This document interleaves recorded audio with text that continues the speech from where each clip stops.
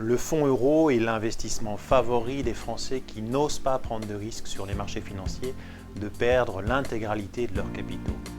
Mais ce fonds euro dit sans risque est-il véritablement sans risque?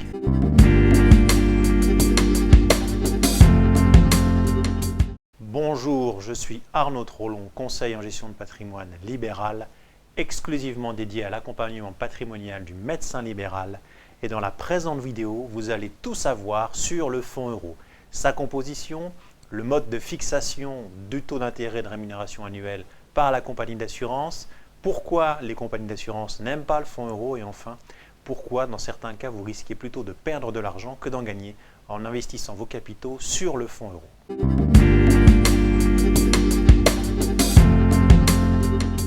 Alors le fonds euro, sa composition, c'est au moins 70% d'obligations, qu'il s'agisse d'obligations d'État, des emprunts d'État comme les bons du Trésor français par exemple, ou encore les obligations d'entreprise. Vous avez également une toute petite partie qui est investie en immobilier pour générer des revenus complémentaires aux revenus des obligations. Et enfin, de manière extrêmement minoritaire, un petit peu d'actions pour donner un petit peu de goût à l'ensemble du fonds euro. Et puis un petit peu de liquidité également, voire certains produits structurés, mais c'est vraiment ultra minoritaire.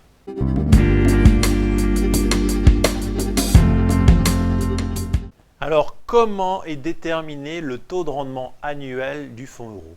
Il y a deux choses à comprendre et à ne pas confondre. La première, c'est qu'il y a un taux de rendement qui est délivré à l'assureur sur son fonds euro. Et il y a ensuite un taux de rendement que l'assureur délivre à l'assuré. Ce sont deux choses distinctes.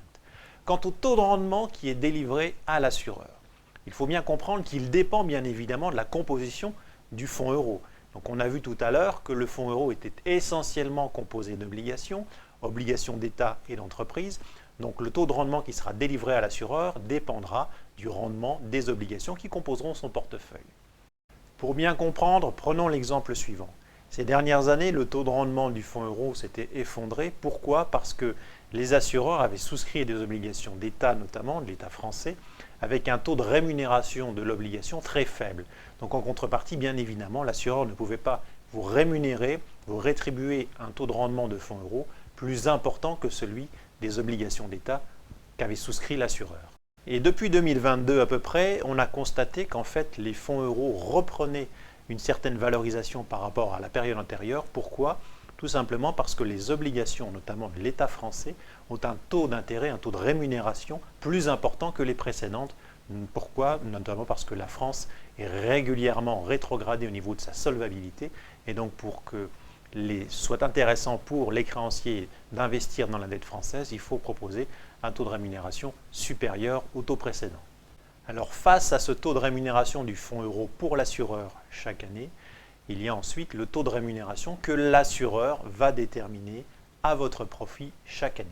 Comment ce montant, comment ce taux est déterminé? Alors le bénéfice réalisé dans l'année sur le fonds euro par l'assureur ne sera pas intégralement redistribué aux assurés.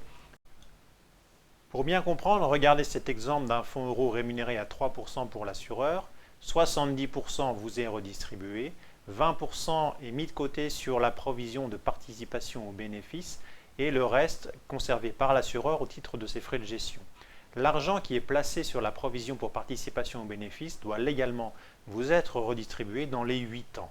Au total, l'assureur est légalement tenu de vous distribuer 90% du rendement du fonds euro qu'il aura récupéré et donc il a la possibilité d'en conserver 10% maximum.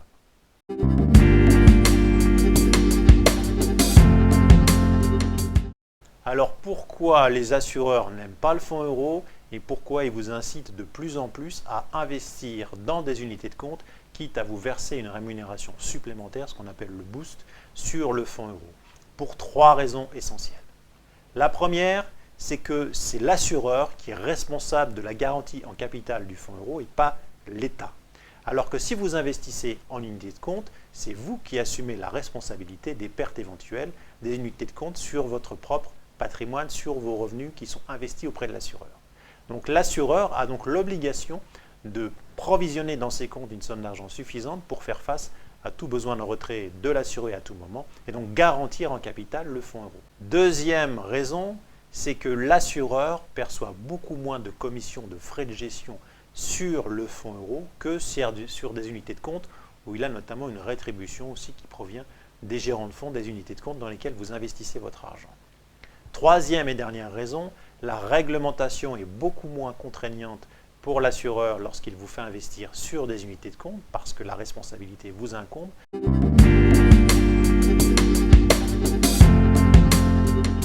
Alors pourquoi le fonds euro garanti à capital ne vous exonère pas d'un risque de perte de votre capital? Pour trois raisons. La première, quant au taux d'inflation. Si le taux de rendement du fonds euro ne couvre pas le taux de l'inflation de l'année en cours, vous aurez mécaniquement perdu du pouvoir d'achat et donc de l'argent, donc de vos capitaux. Deuxième cas, en cas de crise financière.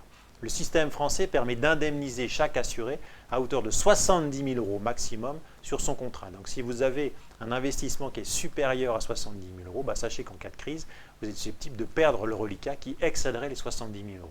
Enfin, troisième et dernier cas, et toujours en cas de crise financière majeure, l'État a voté en 2016 ce qu'on appelle la loi Sapin 2, qui permet en fait à l'État de bloquer toute possibilité de rachat ou de réinvestissement sur un contrat d'assurance vie par exemple, et qui ne vous permettrait pas pendant un certain temps de ne bénéficier des capitaux sur votre contrat qui sont investis en fonds euros ou en unité de compte par exemple.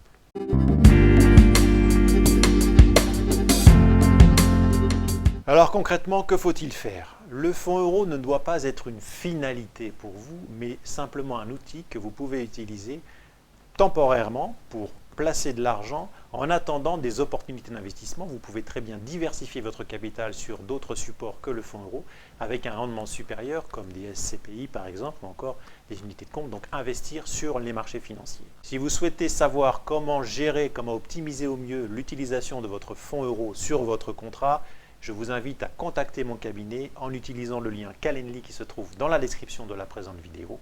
Quant à moi, j'espère vous avoir fait prendre conscience que l'utilisation du fonds euro n'est pas forcément la panacée. Je vous invite à laisser un like si cette vidéo vous a plu. Je vous invite à la partager auprès d'autres de vos confrères, de laisser un commentaire si vous le souhaitez. Et je vous dis à très bientôt pour une prochaine vidéo.